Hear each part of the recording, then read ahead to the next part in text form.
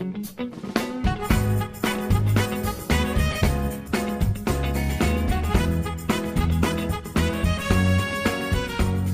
Assalamualaikum warahmatullahi wabarakatuh. Senang sekali saya Dia Asika bisa kembali hadir menjumpai Anda dalam program Expose Lebih Dekat, Lebih Santai. Dan seperti biasa kita menghadirkan narasumber-narasumber yang luar biasa. Dan juga kita, pembahasan kali ini cukup menarik karena kita akan bersama mengenal lebih dekat apa itu IOD atau Ikatan Olahraga dan Sport Indonesia Kota Pekalongan yang memborong medali di Kejurprov Jawa Tengah 2022.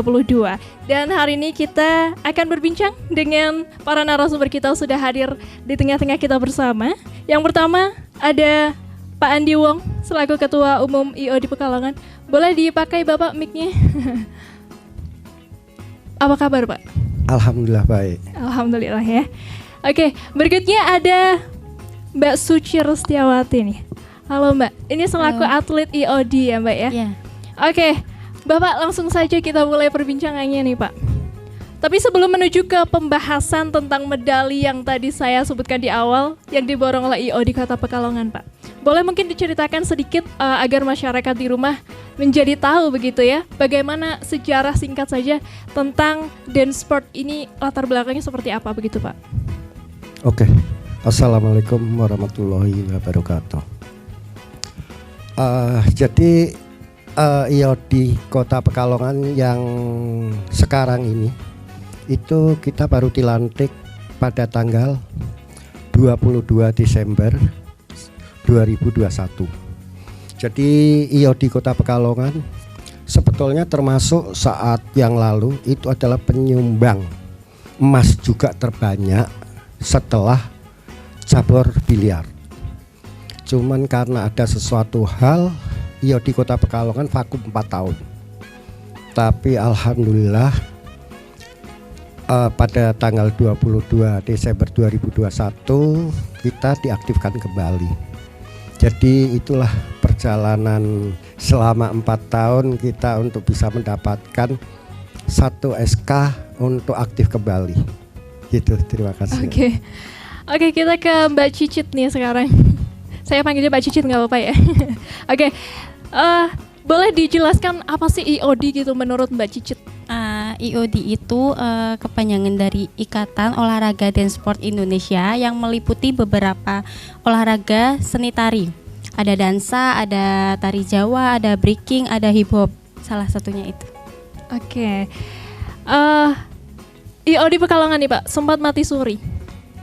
Lalu bagaimana awal mula bisa terbentuk kembali ini? Kita penasaran. Oh, jadi awalnya sebetulnya ini sedikit saya akan sebutkan nama-nama yang termasuk itu mendukung saya. Waktu itu saya ketemu dengan Pak Cuk. Pak Cuk yang terlalu aktif untuk supaya IOD Kota Pekalongan itu aktif kembali. Dan saya terus terang saat itu merasa diculik sama Pak Cuk, dibawa ke Semarang. Saat itu ketemu dengan IOD Jawa Tengah.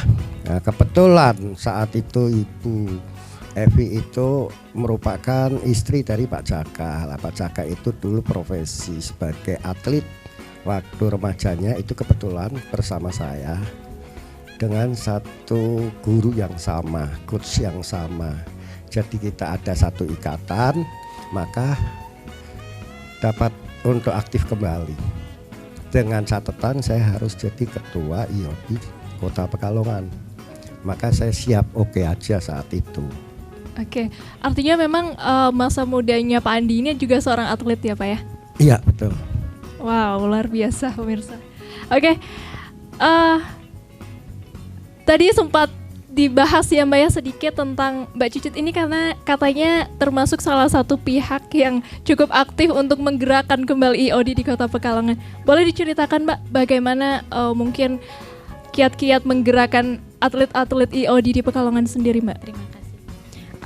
Berawal mulanya membangun IOD kembali itu karena satu Pak Cuk, terus Pak Andi, terus mereka itu mencari-cari atlet yang dulunya vakum. Terus kumpullah beberapa atlet yang dulunya vakum sembari atlet-atlet yang baru itu tertarik ikut dansa. Akhirnya terbentuklah IOD ini yang baru. Oke, artinya memang Mbak Cicit ini menemukan teman-teman yang tertarik dengan tari begitu ya. Artinya memang untuk ayo ikut dengan IOD Pekalongan kita bangun kembali gitu ya. Oke. Bagaimana, ada nggak sih Pak sistem rekrutmen untuk para atlet atau anggota IOD ini sendiri Pak? Sebetulnya tidak ada persyaratan yang khusus ya. Jadi kita menarik semua, silakan siapapun, kita tidak ada batasan umur untuk ikut berlatih. Karena di IOD sendiri itu ada memang kelompok umur atau apa, tapi ada juga yang umum yang dengan tidak ada batasan umur. Karena itu merupakan olahraga, cuman karena mungkin pada umumnya merasa bahwa dansa itu ada sedikit yang menganggap tabu lah atau apalah. Sebetulnya enggak, karena tergantung orang bilang itu saya pikir kita, nawa itu kita sebetulnya gimana. Lah itu yang terjadi. Jadi kalau untuk persyaratan malah kita sebenarnya lagi mencari bibit-bibit semua. Nah, rencana kita mungkin setelah Praporprov kita akan ke sekolah-sekolah. Kita akan kirimkan atlet-atlet kita untuk memberikan satu gambaran bahwa ini loh IOD, supaya banyak tertariknya gitu. Oke, itu yang mau saya tanyakan Pak, tentang pembibitan atlet ya. Ternyata menjemput bola begitu ya ibaratnya ya, ke sekolah-sekolah yang di Kota Pekalongan begitu. Betul. Oke, apakah artinya hanya generasi muda yang ada di Kota Pekalongan saja Pak yang boleh begitu untuk bergabung, atau Pekalongan dan sekitarnya misalnya Kota Batang, Kabupaten Batang atau Kabupaten Pekalongan begitu? Iya, kita terbuka welcome untuk keseluruhan, karena kita selama ini juga ada yang dari Kabupaten Pekalongan, ada yang dari Batang. Sekarang sudah banyak yang menanyakan untuk mengikuti itu. Kita welcome, cuman jujur kita masih utarakan, kita itu masih kebingungan di finansial, karena kita mendatangkan pelatih. Itu yang jadi permasalahan kita. Kebetulan aja kita masih diberi bantuan oleh atlet dari Jawa Tengah, itu yang menjadi coach kita. Tapi kita kan perlu finansial. 1 jam kita perhitungkan untuk studio, kita sewa 1 jam 100. Sedangkan untuk pelatih kita keluarkan sendiri 200. Jadi kalau 1 minggu itu 3 kali 9 jam, 1 kalinya 3 jam, berarti saya harus keluarkan duit kurang lebih 2.700.000 itu per minggu. Sedangkan kita belum ada support dari manapun, dan itu harus kita mengalir dana kita sendiri. Dan kadang-kadang studio itu urunan atlet-atlet membayar, ya kan? Betul ya Mbak Cicit? Ya, itu Pak, yang saya pikirkan, karena saya punya prinsip saya tidak mau membebani atlet. Nah, gimana caranya saya sebagai ketua cabur IOD, ya saya harus mencari dana itu. Ya itu yang dikatakan tomboknya itu. Ya. Baik. Untuk pelatihnya sendiri Pak, biasanya didatangkan dari mana tuh Pak? Sementara ini kita pakai coach Henry Zola ya, yang dari Semarang. Lah rencana kita juga nanti, untung IOD Jawa Tengah dengan adanya kita aktif kembali dari IOD Jawa Tengah, itu termasuk Pak Jaka, Bu Evi, Frans, itu siap untuk melatih. Cuman kita terbentur di finansialnya. Oke. Kita akan membahas seputar ini Pak. Tadi atlet untuk masuk ke IOD Kota Pekalongan sendiri tidak ada persyaratan ya. Untuk misal di lombanya sendiri Pak, adakah persyaratan-persyaratan tertentu yang harus dipenuhi oleh peserta lomba Pak? Ada sih. Satu, pertama di mana kita harus lihat dia gimana. Nanti dari atlet-atlet sendiri yang akan menilai. Kita pasrahin, jadi bukan saya sendiri pribadi. Kita tidak mau arogansi kan. Nanti adanya satu tanda kutip, wah memilih atlet, enggak. Saya pasrahkan ke floor, saya bilang atlet-atlet, kira-kira dia bisa enggak untuk ikut. Kalau bisa, ayo. Kalau enggak, kayak kemarin pun yang baru daftar ya, dan itu bukan, karena saya prinsipnya gini, IOD adalah menaungi di mana klub-klub itu untuk membuat mereka berprestasi. Jadi tidak ada yang menilai adalah atlet-atlet sendiri. Kira-kira bisa enggak? Jadi itu vote ya. Vote. Jadi tidak mau saya memutuskan oh ini tidak mau karena saya tidak menginginkan tanda kutip bahwa saya berat sebelah terhadap atlet-atlet. Itu aja. Artinya memang dari atlet-atlet sendiri yang menilai teman-temannya begitu ya Mbak ya. Kayak misalnya si A nih kayaknya unggul dalam bidang ini begitu ya. Mungkin bisa untuk berangkat ke suatu perlombaan begitu ya Mbak ya. Oke. Sebenarnya IOD ini bernaung di bawah siapa sih Pak? IOD langsung dari KONI karena itu merupakan cabang olahraga. Ya sekarang yang lagi saya perjuangkan untuk di Praporprov ini agar tari tradisional untuk bisa ikut di dalam kelas. Cuman sudah ada keputusan juga asal ada persyaratan dalam Praporprov itu 6 daerah, minimal 6 daerah yang mengikuti baru itu bisa. Tapi kalau tidak 6 daerah itu tidak bisa. Jadi itu nanti eksibisi. Sedangkan ada kriteria di dalam tari tradisional kan Kota Pekalongan banyak. Maka saya ini melalui ini juga saya katakan di mana nanti tari tradisional itu bisa ikut itu harus ada 3 kategori ya. Antara misalkan ada masuk dari tari itu ada gerakan-gerakan kayak jive, cha-cha atau rumba atau apa ballroomnya atau latinnya gitu Pak. Baik, artinya memang ada kolaborasi begitu ya Pak ya. Oke, kita sekarang berbicara di Kejurprov dan Kejurnas nih ya Mbak ya. Oke, kemarin Kota Pekalongan memberangkatkan berapa atlet ke Kejurprov? 14 atlet. 14 atlet itu di jenis apa saja Mbak? Jenis Latin, cha-cha, rumba, jive. Oke. Termasuk Mbak Cicit kemarin yang menyumbangkan 2 emas, berapa? 1 emas, 2 perak ya. Itu di bidang apa saja tuh? Solo cha-cha, solo jive sama solo rumba. Solo cha-cha emas, solo jive sama solo rumbanya perak. Oke, kemarin saya sempat mendengar bahwa IOD Kota Pekalongan katanya dari berangkat itu hanya menargetkan 2 medali ya kalau tidak salah ya. Tapi ternyata membawa pulang 11 medali dan juga beberapa juara harapan lainnya ya Mbak. Itu gimana kira-kira euforia para atlet di sana? Kaget, senang, terus karena mereka merasa berlatih siang sampai malam, sampai siang lagi sampai malam berturut-turut 3 hari itu. Seneng Asis. Artinya memang terbayar begitu ya kerja kerasnya. Kalau dari Pak Andi sendiri gimana Pak? Saya merasa senang. Saya tidak menyangka kalau itu kita mendapatkan begitu banyaknya medali ya.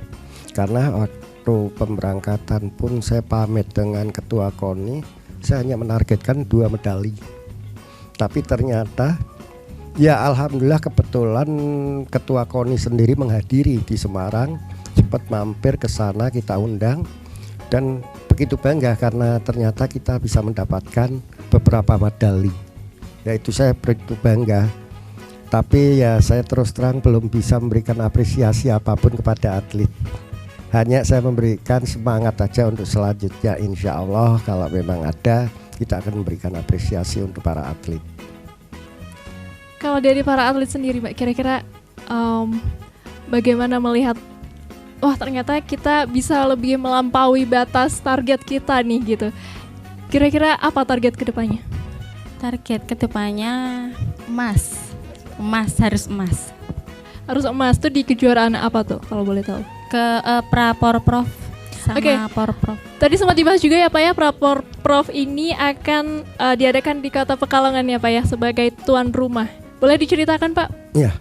Jadi setelah kita ikut kita dilantik Desember, Juni kita ikut di Kejurprov, ternyata kita banyak menyumbangkan medali dari daerah-daerah lain sama dari Jawa Tengah itu menawarkan untuk supaya Kota Pekalongan menjadi tuan rumah. Saya tidak berpikir panjang, saya langsung ya oke.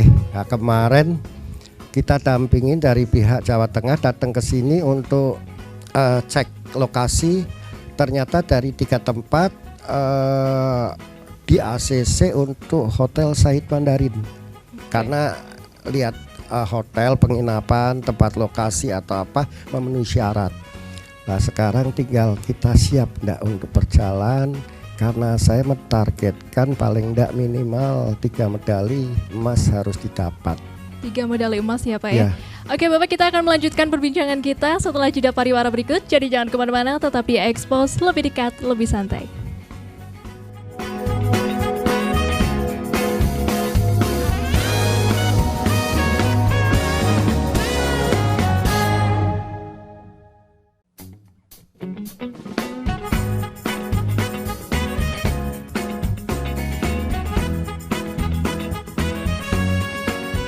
Pemirsa, kembali lagi di Expose, lebih dekat, lebih santai. Kita masih bersama dengan IOD nih, masih bersama Pak Andi dan juga Mbak Cicit ya.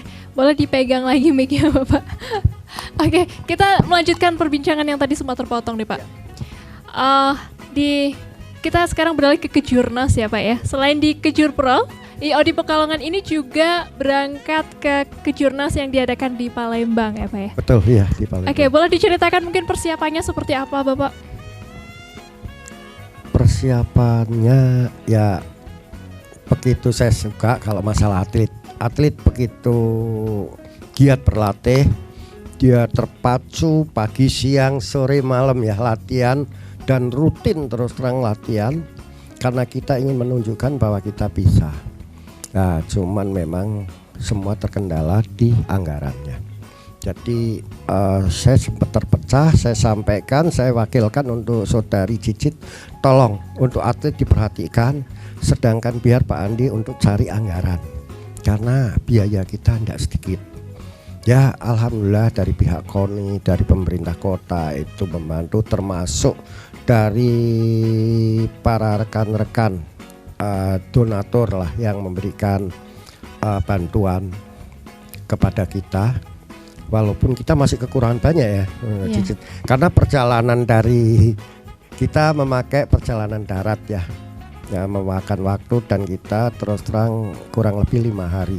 Jadi itu sangat membutuhkan anggaran yang sangat besar.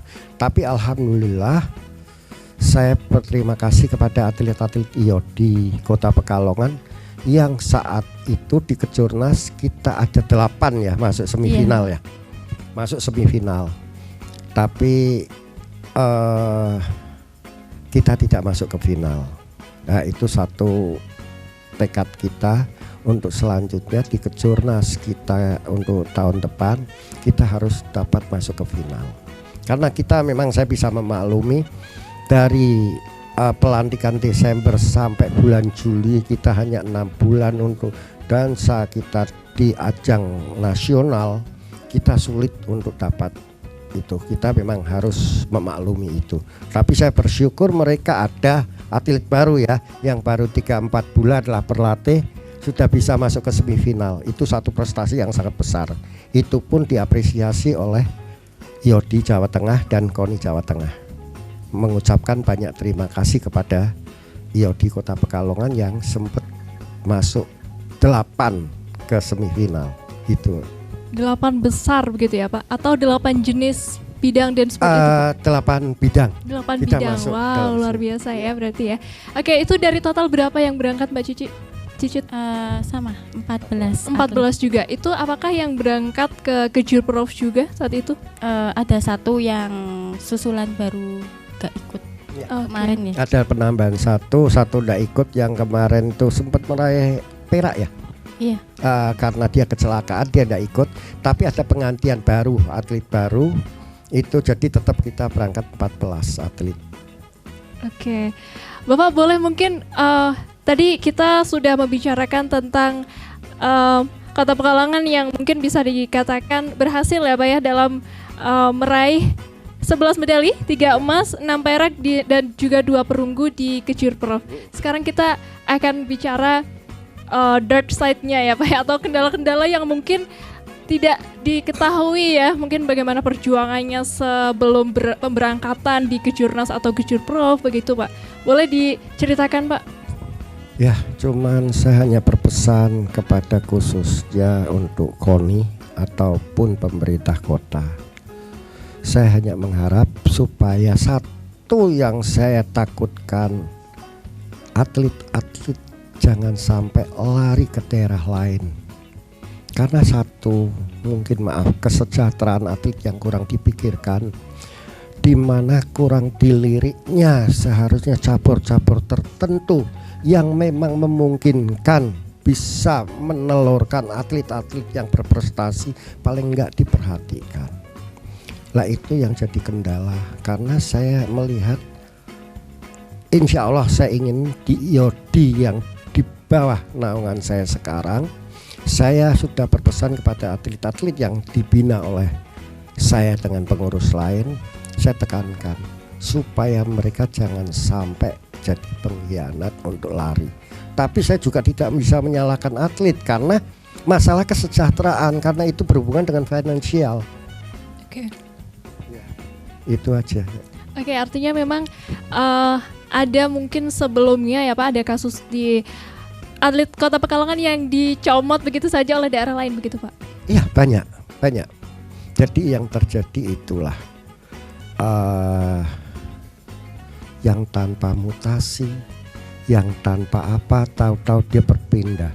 Saya hanya ingin seharusnya ada ketegasan, dan itu harus kita lempar kasus-kasus itu. Yang mereka yang sudah menjadi atlet di Jawa Tengah, atlet di Kota Pekalongan, tahu-tahu masuk ke daerah lain, itu kita harus keras dan kita tanyakan mutasi itu di mana, karena itu akan tidak absah. Baik. Juaranya mereka itu tidak absah karena mereka sudah masuk di dalam atlet Kota Pekalongan dan masuk Jawa Tengah, tahu-tahu masuk ke provinsi lain. Keabsahannya mana, mutasinya mana, suratnya mana. Itu saya minta untuk KONI dan pemerintah Kota Pekalongan itu tegas. Itu aja ya Mbak. Oke. Baik, mungkin itu bisa juga dikatakan sebagai apakah para atlet tersebut ya Pak ya yang mungkin melarikan diri ke daerah lain tersebut merasa bahwa sepertinya di daerah saya ini saya tidak mendapat apresiasi begitu Pak? Bisa jadi. Bisa jadi. Jadi itu mungkin bukan juga kesalahan dari pemerintah kota ataupun KONI Kota Pekalongan misalkan itu terjadi, tapi kurang perhatian saat itu mungkin terlewatkan lah. Lah ini dengan adanya ini supaya bisa memperhatikan di mana cabur-cabur dengan atlet-atlet yang berprestasi untuk diperhatikan kesejahteraannya ataupun apa, paling enggak sedikit ada penghargaan ataupun apa. Sebetulnya tidak selalu dengan berbentuk uang, tapi dengan berbentuk perhatian, berbentuk satu salam ataupun apa, itu akan membuat atlet itu berbangga. Karena tidak keseluruhannya itu harus uang. Betul. Tapi kebanggaan satu diperhatikan, kasarnya diuangke lah gitu. Jadi itulah permintaan dari saya, salah satu cabur dari IOD itu menginginkan adanya sedikit lah diuangke gitu ya. Diapresiasi lagi gitu ya, yang mana apresiasi tersebut itu tidak selalu berbentuk uang begitu ya Pak ya. Oke. Kita ke Mbak Cicut lagi nih sekarang Ya. Tentang kedepannya nih Mbak, kira-kira ini sedang mempersiapkan apa nih? Persiapan latihan buat menuju Praporprov. Praporprov, aduh jadi belibet ya. Praporprov di Kota Pekalongan sendiri nantinya ya. Kira-kira apa saja tuh yang sedang gencar-gencarkan untuk latihan terus gitu? Ya, latihan hampir setiap hari, kita latihan siap sore sampai malam setelah Isya. Setiap hari ya? Iya, hampir setiap Itu hari. kalau latihan sekarang di mana Mbak? Stadion Keraton. Oh, di stadion ya? Iya. Itu semua atlet atau dikhususkan untuk yang mau ikut saja? Semua atlet. Semua. Iya. Jumlahnya ada berapa sekarang? Banyak. Ya. 21 ya Pak ya? 21 ya. 21, wow. Luar biasa memang ya. Oke, sekarang saya ingin mendengar dari Mbak Cici setelah tadi Pak Andi ya sudah menceritakan dark side-nya nih dari perjalanan ke Palembang ya Mbak ya. Yeah. Sekarang dari para atletnya sendiri nih, kira-kira apa saja yang saat itu mungkin diperjuangkan, saat itu mungkin mengalami sesuatu gitu, kendala-kendala apa yang dialami oleh para atlet, boleh diceritakan? Ya. Yang pertama kendala atlet itu ada di koreo. Jadi kita itu koreo ke Jurprov sama koreo ke Jurnas kemarin beda, diganti semua sama coach. Nah pergantiannya itu cuma 1 minggu sebelum lomba. Jadi rada kepikiran perjalanan ke Palembangnya itu. Kepikiran perjalanan ke Palembang, maksudnya Ya, gimana? koreo. Koreonya. Pikiran, Oke, jadi di perjalanan tuh mikirin koreo gitu ya. Aduh, belum apa lagi. Enggak ya. Oke. Berarti itu proses latihan dari setelah ke Jurprov itu menuju ke Jurnas kira-kira berapa lama, Mbak? 1 bulan. 1 bulan tuh termasuk yang singkat ya waktunya. Iya. 1 bulan tuh setiap hari latihan atau bagaimana? Seminggu 3 kali. Seminggu Sama 3 coach kali. Semarang. Ya. Oke. Wow, itu bagaimana? Kira-kira persaingan di Kejurnas saat itu Sangat hebat-hebat pesertanya. dari berbagai provinsi di Iya. Indonesia gitu ya. Oke, boleh diceritakan lagi dong mungkin di sana seperti apa agar pemirsa ada sedikit gambaran gitu saat lomba mungkin. Apa ya? Ya. Mungkin tambahan pelatihnya itu banyakan dari daerah-daerah lain itu sampai ada yang menggunakan pelatihnya dari luar negeri. Oh wow, oke. Karena ini gini, jadi ini ada sesuatu yang mereka akan kejar di PON Baik. selanjutnya yang di Aceh. Jadi mereka mengejar karena iya di rencananya di cabur itu di PON itu rencana kita ada 18 kelas. Jadi perolehan medali di situ akan banyak sekali. Jadi daerah-daerah mengejar untuk supaya bisa Jor-joran begitu ya. jadi bersaing. Mereka dengan mendatangkan atlet-atlet dari luar negeri untuk melatih. Jadi betul-betul profesional dipakai. prepare dan Iya, proper ya, Pak. Nah, Ya? sedangkan kita tertatih-tatih dengan pelatihan itu. Karena itu salah satu anggaran di mana yang jadi permasalahan sekarang atlet ya, mungkin ini saya tambahkan. Atlet itu kebingungan di mana anggaran yang untuk para atlet sendiri itu sangat tinggi ya, Mbak Cicit ya. Iya, Satu Pak. pakaian, kostum itu mahal. Sudah untuk sepatu sendiri, untuk ballroom, latin apa sendiri itu sangat mahal. Paling enggak minimal itu satu sepatu bisa sampai 500, 600 itu yang paling murah. Sedangkan pakaian itu sendiri. Sedangkan terus terang atlet-atlet kita bisa paham lah.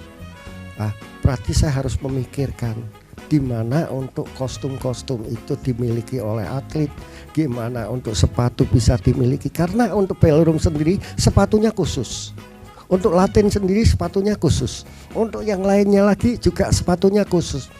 Satu atlet kalau mengikuti 3 kelas dia harus punya 3 sepatu dan dia harus 3 kostum. Itu yang kita masih pikirkan yang nilainya sangat tinggi. Ya semoga dengan acara ini semoga ada yang pemirsa Tergerak ataupun hatinya tergerak gitu hatinya ya, Bapak. untuk bisa membantu IOD bisa berjalan dengan baik. Baik, Itu aja. sarana prasarananya Prasarana, begitu ya. iya.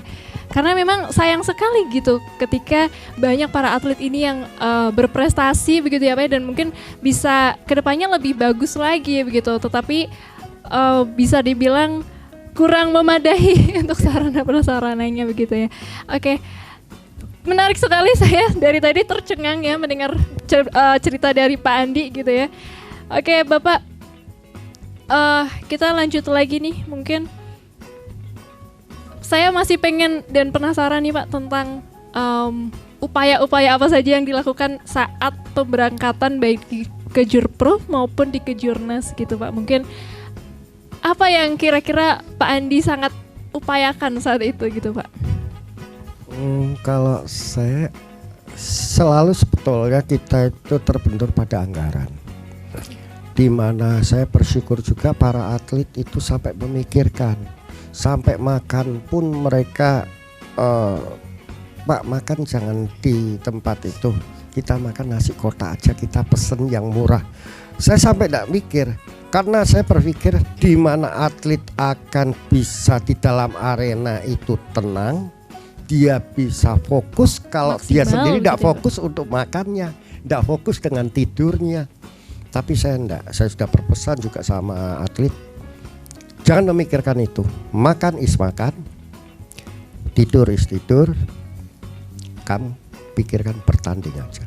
Urusan itu biar nanti kita yang memikirkan. Tolong atlet berpikir untuk berjuang. Nah itulah yang kasihan sampai nangis itu Saudari Cici sama rekan-rekan itu malam-malam itu. Pak kasihan Pak ya, uangnya gimana Pak? Saya bilang tidak usah mikir, insya Allah nanti ada. Pokoknya ada. Nah itu yang saya senang dengan semangat atlet-atlet IOD khususnya. Maka saya percaya banget di mana para prof ini, saya minta paling enggak 3 medali emas harus didapat. 3 medali emas harus didapat. Dan mungkin lebih banyak lagi ya Mbak Cici ya, semoga ya. Oke. Kita akan lanjut lagi Pak setelah jeda pariwara berikut. Jadi jangan kemana-mana pemirsa, tetap di Expose lebih dekat, lebih santai.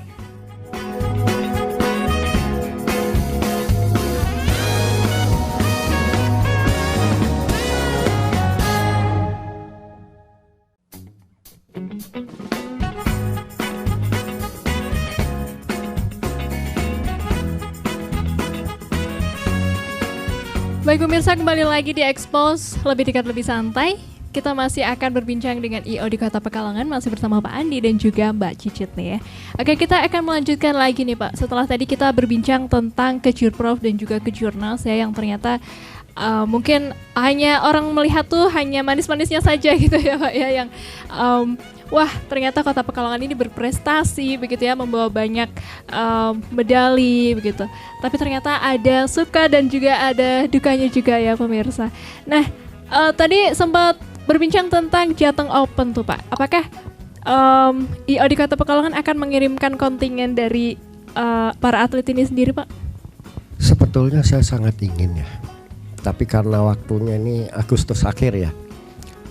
Sebetulnya saya pingin sekali untuk mengikutkan, cuman kita terbentur di anggaran. Segala sesuatu memang anggaran. Lah, jujur aja, support sementara kita belum ada. Support dari luar ya. Jadi sementara ini yang selama kita perjalankan dari atlet, orang tua atlet, dan kepengurusan dari IOD sendiri. Sebetulnya makanya saya bilang, saya minta waktu 1 minggu, saya tak coba untuk mencari anggaran support dari luar. Bila perlu nanti saya tak ngamen itu supaya untuk mendapatkan mereka, supaya karena semangat atlet, karena kita sulit sebetulnya. Cabur-cabur lain pun dia kesulitan di atlet.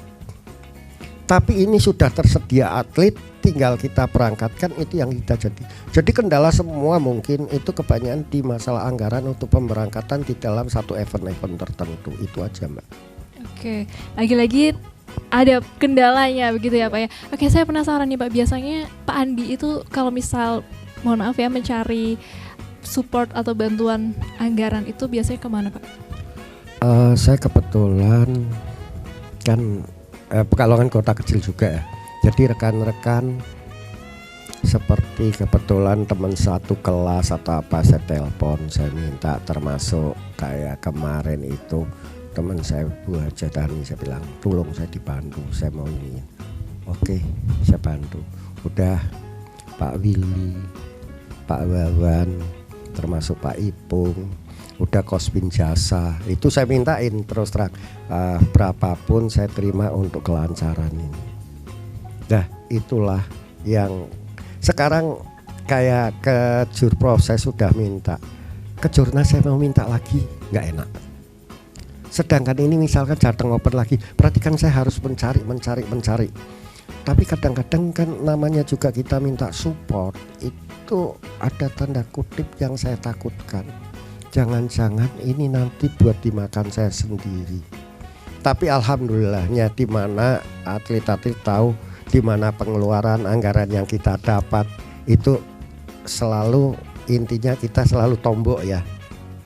Jadi mereka bisa mengerti. Tapi kadang-kadang kita minta si A waktu ke Jurprov. Begitu ke Jurnas saya minta lagi kan enggak enak pasti.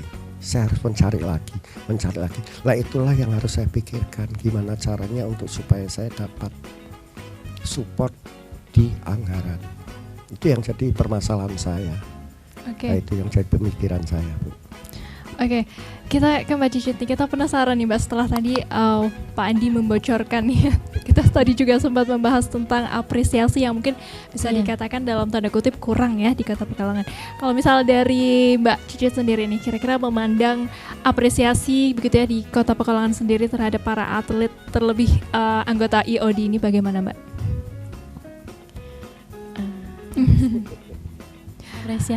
Apresiasi yang didapat setelah mungkin kemarin mendapat memberikan ya, membawa nama Pekalongan begitu ya, apa yang didapat? Ya itu sementara Jadi saya menjelaskan sampai kemarin waktu kejur Prof, ya saya bilang untuk mereka-mereka yang dapat medali, saya katakan saya belum memberikan mereka apresiasi, tapi mereka masih semangat. Cuman saya bilang, oke, balasan dari kejur Prof ini saya berangkatkan untuk kejurnas. Saya akan berusaha untuk membiayai semua atlet tanpa mengeluarkan hanya pembuatan KTA ya. Lainnya sampai dari jaket, dari apa semua jangan memikirkan. Itu bentuk apresiasi saya kepada atlet-atlet kemarin di kejur Prof. Maka saya berangkatkan ke kejurnas di Palembang. Oke, Pak tadi sempat menyebutkan untuk pembuatan KTA, apakah itu masuk dalam persyaratan di kejurnas begitu Pak? Iya, di dalam event-event legal ya, itu harus memiliki KTA. Karena itu penting, karena itu juga untuk supaya jangan terjadi yang atlet lari kemana. Karena itu terdaftar bahwa KTA itu menunjukkan bahwa atlet tersebut dari Pemkab mana, Pemkop mana. Itu kita pentingkan. Itu mengatasi supaya jangan atlet lari ke kota lain gitu. Betul. Ya. Pak, apakah di IOD sendiri ada kasus seperti itu Pak? Belum ya sejauh ini ya? Jangan. Sebetulnya itu sudah terjadi, sudah maka terjadi. Pekalongan divakumkan 4 tahun. Oh baik. Karena itulah maka kota Pekalongan divakumkan. Jadi memang ada 2 kendala. Satu, masuknya atlet kota Pekalongan ke daerah lain, satu, yang tanpa permisi dari Jawa Tengah ataupun dari kota Pekalongan sendiri. Yang kedua mengenai finansial yang pernah didapatkan atlet tidak sampai ke atletnya, itu yang kita di stop. Ya semoga kedepannya insya Allah kita enggak. Oke Pak, saya penasaran nih, Pak Andi kan dulu mudanya juga atlet ya Pak ya. Kira-kira apa yang membedakan zaman Pak Andi dulu dan sekarang Pak?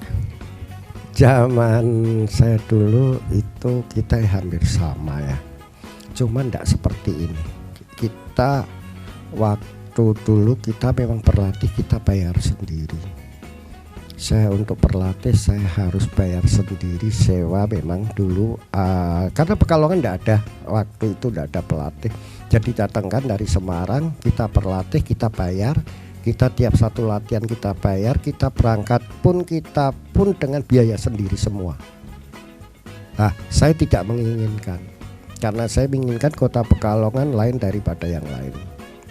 Jadi saya ingin atlet betul-betul adalah atlet. Kita harus berusaha untuk sebagai pengurus di cabur itu gimana caranya untuk atlet itu betul-betul hanya berprofesi atlet, bukannya untuk ikut sedikit keluarin anggaran, lama-lama enggak ada atletnya. Itu pasti. Artinya memang ada kesamaan di zaman Pak Andi dulu dan sekarang ya Pak ya? Iya sama. Entah kesamaan atau tidak ada perkembangan mungkin ya Pak untuk masalah apresiasi tersebut. Enggak ada dulu. Tapi padahal ya banyak ya. Memang dari dulu kota Pekalongan di dalam untuk dansa dulu tidak ada IOD, tapi adanya dansa memang.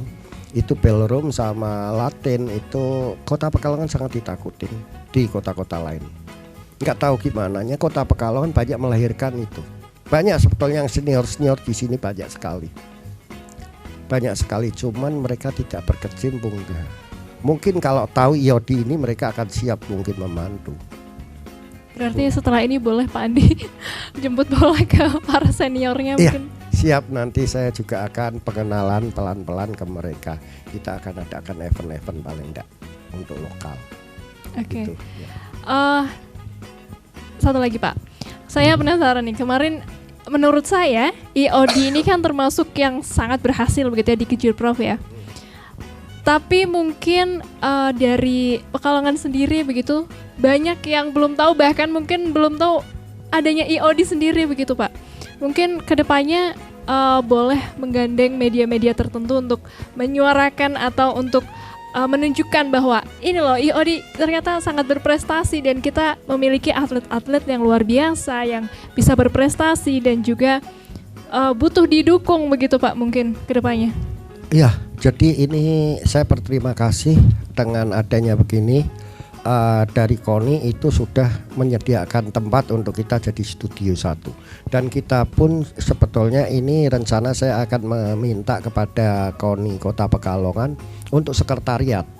Jadi mereka-mereka yang tertarik itu akan tahu, oh IOD ada sekretariatnya di sekitaran di Stadion Hugeng kan ada tempat itu.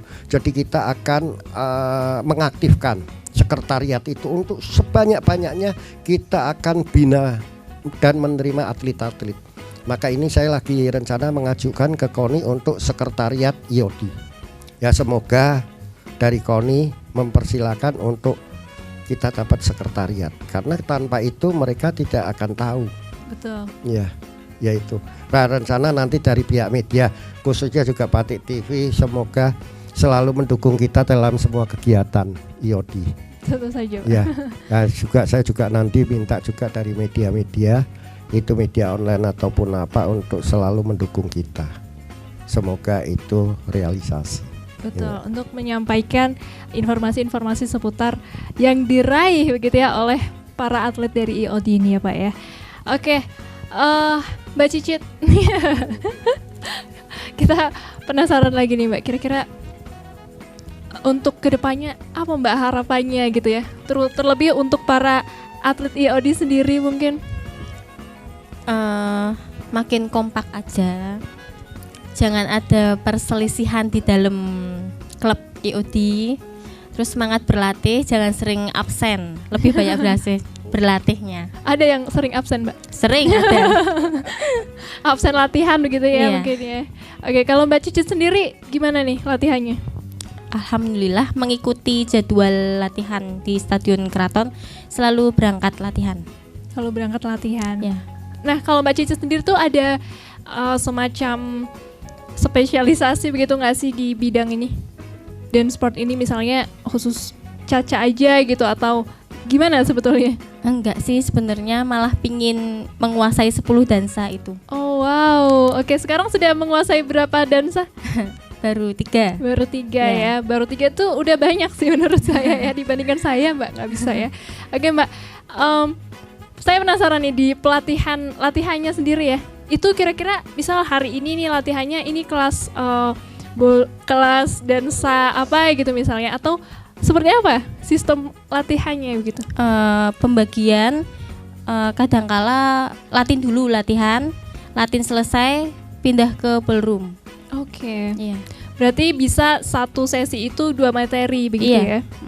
Berapa lama biasanya Mbak? Lebih banyakan ke latinnya. Kita ke latin itu dari habis asar sampai habis maghrib, break sebentar. Nah sisanya 1 jam buat ballroom waltz. Oke. Saya penasaran nih Mbak Cicit, sudah belajar berapa lama sih? Dari kelas 5 SD. Wow, kelas 5 SD. Iya, tapi sempat vakum 7 tahun. Kenapa tuh? Kendala itu. Oke, kelas 5 SD, bagaimana awal mulanya bisa tahu dansa-dansa ini ya? Yang saya tahu kan mungkin dulu di zaman kita kecil begitu mungkin masih jarang ya Mbak ya? Iya. Karena Mbak Cicit ini ternyata kita satu seumuran ya Mbak ya? Iya. Oke, boleh diceritakan gimana awalnya dulu kenal dansa-dansa ini gitu? Kenal dansa dari Pak Iksan Suganda. Itu aku latihan dansa dari SD-nya di situ sampai SMP, SMA vakum, terus lanjut sama Pak Andi. Oke, SMP, SMA vakum ya? Iya, lulus SMA. Oke, berarti mulai lagi setelah lulus SMA. Iya. Dan bertemu Pak Andi gitu ya. Oke, Bapak mungkin terakhir Pak, pesan atau harapan ke depannya untuk para atlet IOD ini, atau mungkin kepada generasi muda Kota Pekalongan yang ingin bergabung ke IOD begitu Pak, silakan. Iya, jadi saya sudah tekankan juga kepada atlet-atlet yang kebetulan semangat semua. Jadi kita perencanaan itu yaitu paling tidak kita masuk ke SMP ataupun SMA untuk memberikan satu gambaran masalah IOD satu. Bila perlu apabila sekolah itu menyetujui, kita bikin satu ekstrakurikuler. Nah, dengan cara itu kita akan membuat satu event antar SMP ataupun antar SMA untuk lokal dulu untuk mencari bibit itu. Kita akan menelorkan semua.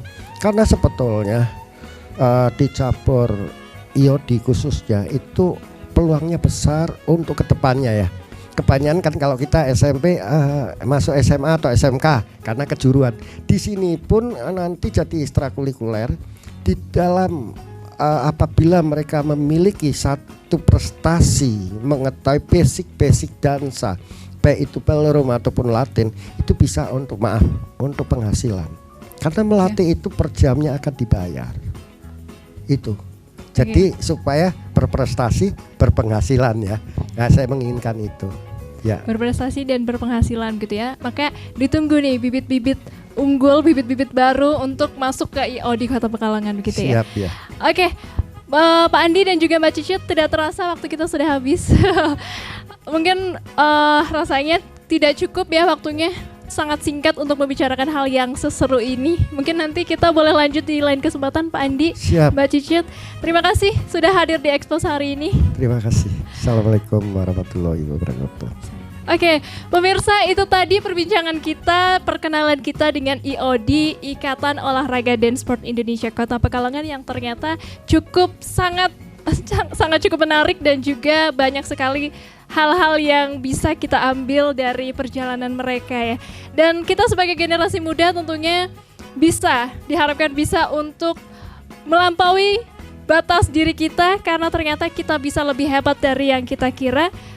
Kita mengambil pelajaran itu dari para atlet IOD Kota Pekalongan ini. Dan pemirsa, mungkin demikian Expose kali ini. Tetap saksikan Expose selanjutnya. Jadi saya Dia Astika dan juga segenap kru yang bertugas pamit undur diri. Wassalamualaikum warahmatullahi wabarakatuh.